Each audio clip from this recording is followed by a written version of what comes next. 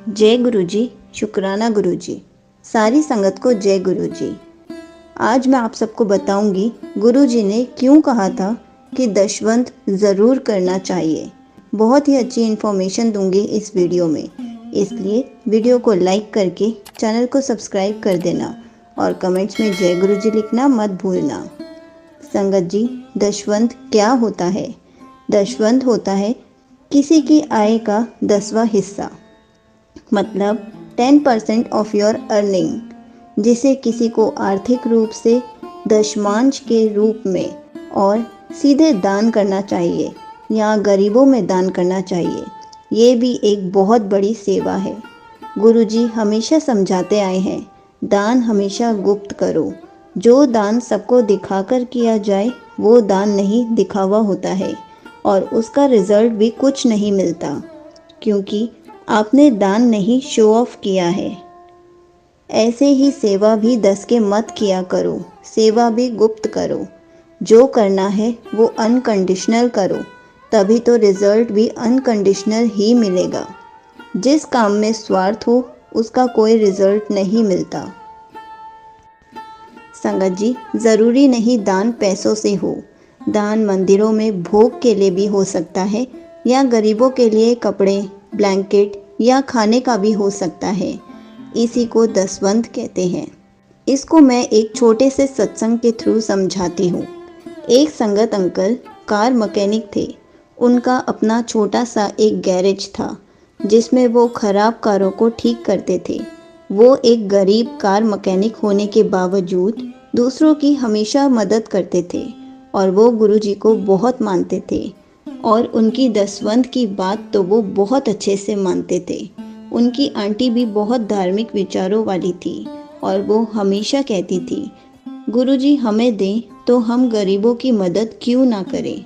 गुरुजी ने हमेशा कहा है कि हमें अपनी कमाई का 10वां हिस्सा हमेशा दान करना चाहिए ताकि दूसरों की मदद हो जाए और धर्म कार्य सदा संपन्न होते रहे।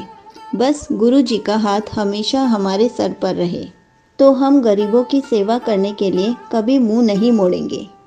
उन्हीं के पड़ोस में एक अमीर आदमी रहता था। उनकी स्पेयर पार्ट्स की बहुत बड़ी शॉप थी, लेकिन उनकी सोच संगत अंकल से बिल्कुल अलग थी। वो जितने अमीर थे उतने ही लालची और कंजूस थे। अपनी कमाई में से कुछ दान करना या ज़रूरतमंद की सेवा करना जानते ही नहीं थे और वो अपनी वाइफ को भी हमेशा कहते थे, रुपए पैसों की कदर करना सीखो। आज के ज़माने में भगवान भी वो काम नहीं कर सकता जो पैसा कर सकता है। दान और गरीबों की मदद करना गए ज़मानों की बातें हैं, इसलिए उस पर ज़्यादा ध्यान मत दिया कर। उनकी वाइफ हमेशा कहती थी, आपके विचार दुनिया से बिल्कुल अलग हैं, मैं आपको कैसे समझाऊं। और वो अमीर आदमी ने यही अपनी वाइफ को कहा, मेरे विचार दुनिया से अलग हैं तभी तो मेरे पास पैसा है। दान और गरीबों की मदद करके ज़िंदगी नहीं चलती। उनकी वाइफ हमेशा भगवान जी से प्रे करती थी, थोड़ी सी बुद्धि मेरे पति को भी देना ताकि वो ये सब समझ सके। एक दिन संगत अंकल जी अपने गैराज में काम कर रहे थे और एक गरीब औरत अपने बच्चे को गोद में लिए वहाँ आती है और वो उन संगत अंकल की तरफ देखकर बोलती है कि भाई मेरी थोड़ी सी मदद कर दो, भगवान तेरा भला करेगा। और वो संगत अंकल जी बोलते हैं, हाँ जी बताओ मैं आपकी क्या मदद कर सकता हूँ। और वो औरत कहती है, मेरे बच्चे को बुखार है और अगर इसका अभी इलाज नहीं हुआ तो ये मर जाएगा। और वो रोने लगी। संगत अंकल जी कहते हैं, मैं कौन होता हूँ मदद करने वाला, मदद तो गुरुजी खुद ही करा देते हैं। और उस औरत को पैसे देकर कहते हैं कि आप इसका इलाज करा लो और वो उसको दुआएं देते हुए चली जाती है। और उन अंकल के गैरेज में काम करने वाले ने कहा, आप जैसा कोई नहीं है, आप हमेशा सबकी मदद करते हो।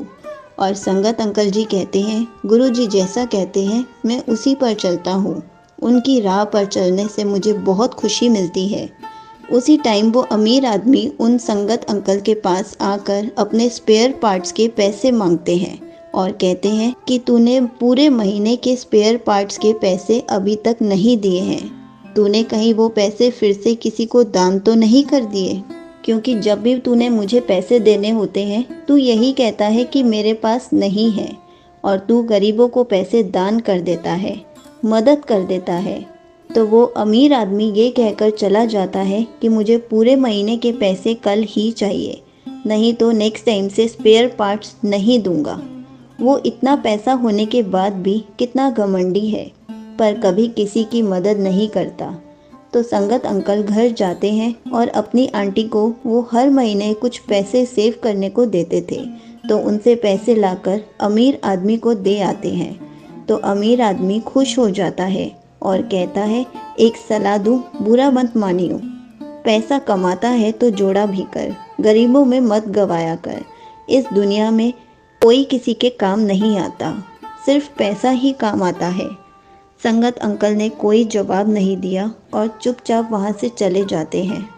तभी थोड़े टाइम बाद कोरोना काल शुरू हो जाता है और दोनों को कोरोना हो जाता है। अमीर आदमी को कोरोना होता है, वो हॉस्पिटल जाते हैं और कहते हैं, डॉक्टर साहब जितने पैसे लेने हैं ले लो, मुझे एडमिट कर लो, मुझे सांस भी नहीं आ रही। उनकी वाइफ भी डॉक्टर को बोलती है कि प्लीज़ मेरे हस्बैंड को जल्दी से एडमिट कर लो, वो सांस नहीं ले पा रहे हैं। लेकिन डॉक्टर मना कर देते हैं कि यहाँ पर एक भी बेड खाली नहीं है और मैं एडमिट नहीं कर सकता। और संगत अंकल जब उसी हॉस्पिटल में अपनी आंटी के साथ आते हैं और बोलते हैं कि प्लीज़ मुझे एडमिट कर लो, मुझे सांस नहीं आ रही, मुझे कोरोना हो गया है।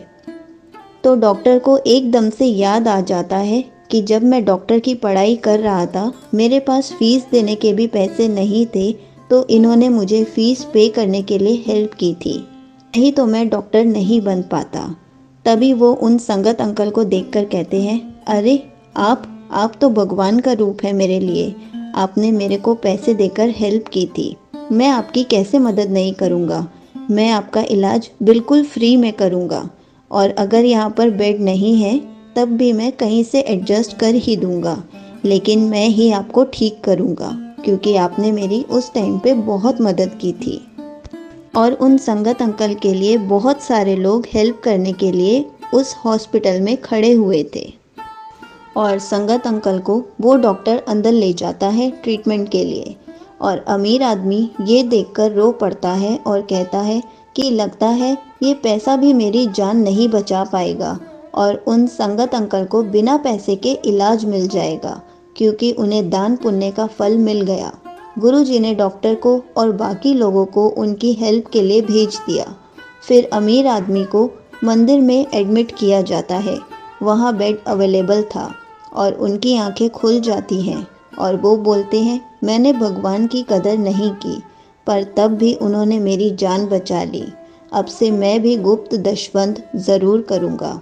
और उनको सब समझ में आ गया और वो रो पड़े। तो अमीर आदमी भी बाद में ठीक हो जाते हैं और वो मंदिर जाकर हाथ जोड़ते हैं और प्रे करते हैं कि अब से मैं भी गुप्त दशवंत ज़रूर किया करूँगा।